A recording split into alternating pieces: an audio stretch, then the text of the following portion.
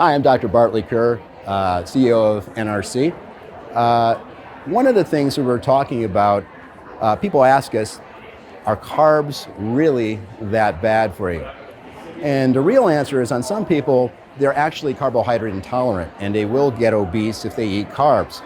But that's the exception, not the rule. I currently have 2 patients that did phenomenal on low carb because they were carbohydrate intolerant.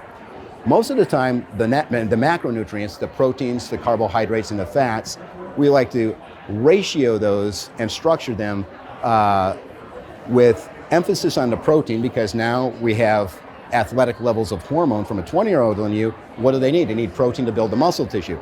But we also need some kind of energy-producing compound for the gym. That's either going to be carbohydrates or it's going to be fats. Both will work.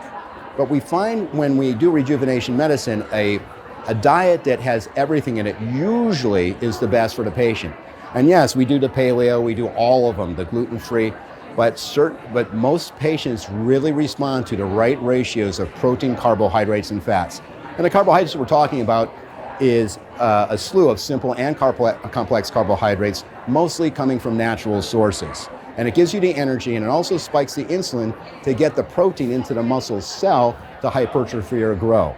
So the carbohydrate is usually a pretty important piece, but you don't want to overdo the carbohydrate either, because that's going to go into the fat cells and make them expand rather than the muscle. So that it's that little seesaw in the middle of the carbohydrate, and then our fats we need to myelinate or make our nerves better, to do all kinds of brain functions and so forth.